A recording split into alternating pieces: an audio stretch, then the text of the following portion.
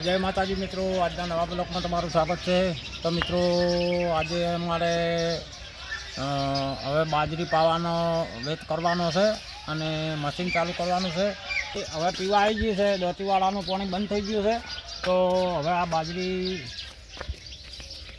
2-3 દાડા પાઈ નાખવી છે એટલે મશીન બધું રેડી તૈયાર કરી નાખો, કારણ કે દોતીવાળાનું પાણી તરત આવે એમ નહીં, ગાબલું પડી ગયું છે એટલે લગભગ 10-15 દાડા થઈ જાય છે।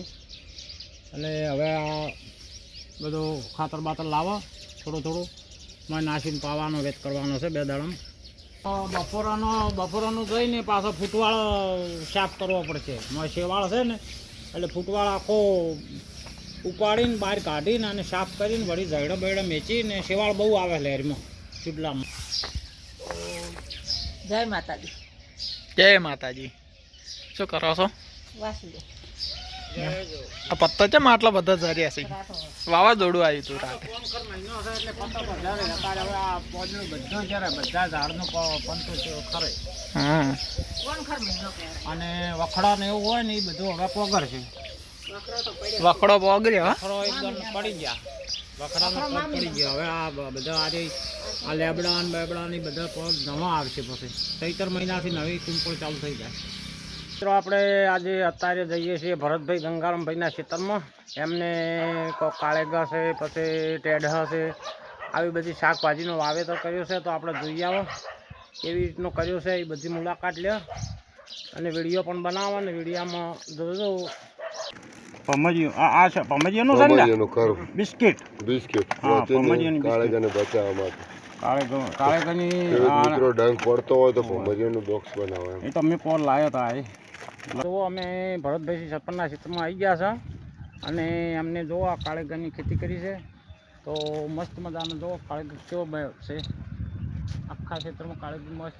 કાળેગો પણ વાયા છે, કાળેગી વાયા છે જબર ને થયા છે જબર। જો મિત્રો મસ્ત કાળેગા છે અને હવે ફૂલ બેહવા માંડ્યા છે, એટલે હવે અઠવાડિયામાં કાળેગા આવવા મળશે। શું કહેવું? હા, આવવા મળશે ને, આવવા મળશે અઠવાડિયામાં। પમરિયાના બિસ્કિટ વળગાડી દીધા છે। આ આખા ખેતરમાં ટેઢા વાયેલા છે અને ટેઢા બહુ સરસ છે એકદમ, અને એને હવે નાના ટેઢા બેસવા માંડ્યા છે અને મલ્ટિંગથી વાયા છે તો ખેતી સારી છે। પછી આ બાજુ જીરું પણ સારું છે, પછી આ બાજુ કાળેગા પણ સારા છે અને કાળેગા લગભગ 10 થી 12 વીઘા વાયા છે અને મળશે સારા, મહેનત સારી છે। આ જીરું છે અને જીરું પણ પાચ્યો છે સારું, અને હવે 2 દાડામાં વઢાઈ જાય અને આ ક્ષેત્ર નવરું થઈ જાય એટલે પાછી શાકભાજીની વાવેતરમાં કોઈક પપૈયાને એવું વાવવાનું છે ને, પપૈયાને એવું વાવવાનું છે। અને પેલું ક્ષેત્ર એક તૈયાર થઈ ગયો છે, શેડેલો તૈયાર જ પડ્યો છે, એમાં પણ વાવવાનું છે।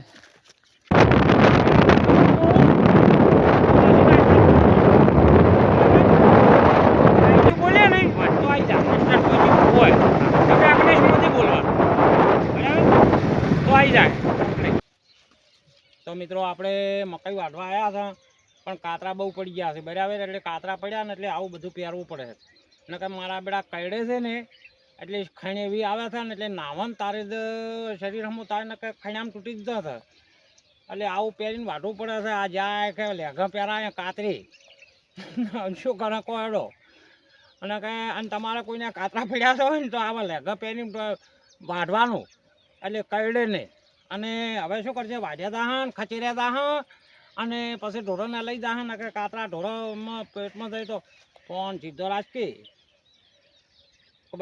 કાતરા ઢોરોને પેટમાં જાય તો બાપડો ઢોરો મોદે થાય, એટલે આવા પડ્યા છે ને। હવે આ કાતરા જો એક બાજુ કાતરા અને એક બાજુ આર્યું, તમારે આવું કોઈને છે, એક બાજુ આર્યું લોહી પીવે છે ફૂલ ગજરો ઊભા વગડે આર્યું છે, એટલે આ કાતરા ને આર્યું 2 થકવાડ છે આપણને હોય ખેડૂતને।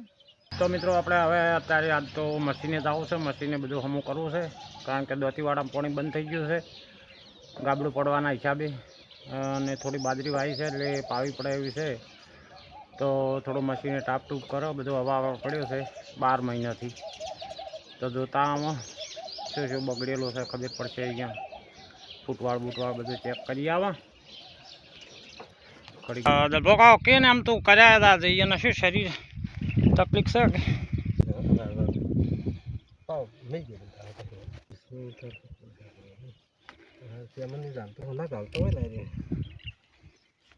અમુક કરાવવું હોય તો આ જલભા કાકાને મળજો.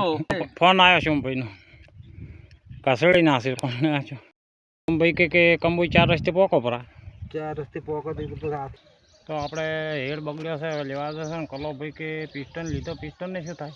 પિસ્ટન શું રીંગો પહેરાવી પડે રીંગો તો પહેરાબાઈ છે, નવી લાયેલી મારતી તો રેડી. પણ આ હેડ બનાવો ને હા બસ કાલે રીંગો પહેરીને હા રીંગો બરાબર રીંગો લાવીશ. હા તો બરાબર નવી પડી લાવી, નવી પડી તો એ હેડ સાફ કરાવી દો. રીંગો કાલ પહેરાવશે પછી તો ચાલે. તો મિત્રો હવે વાગી ગયા છે સાંજના 7 ને આપણે આવી ગયા છે ઘરે ને આ તો મશીન હમું કરવા ગયા હતા એટલે મશીને વગાડ્યું છે.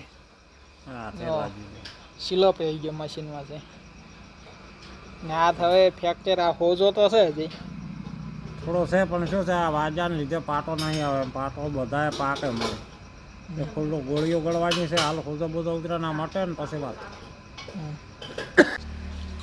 તો મિત્રો અહીંયા જમવાનું બનાવવાનું ચાલુ છે. રોટલી બનાવી છે. શાનું શાક બનાવ્યું? બટાકાની સબ્જી બનાવીએ. હવે જમી લીધું છે અને પપ્પાની હજી બેઠા જમી રાખી, ચા પીવી છે. હવે મમ્મીએ રોટલા કરી દે, હવે એ જમી લઈ. મિત્રો હવે તો એટલી બધી ગરમી પડે છે, ગાયું બાપડી હવે બધાને બહાર બોતા છે.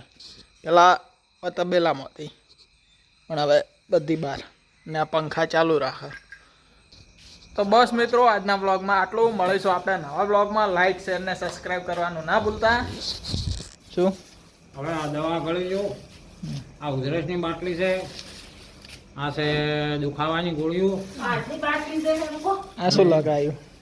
આ માટી ભરી છે, માટી ભરી. આ ચીલો કેવો ખાડો કેવો પડ્યો છે એટલે પાટો બધા એનો તો મેળાવે.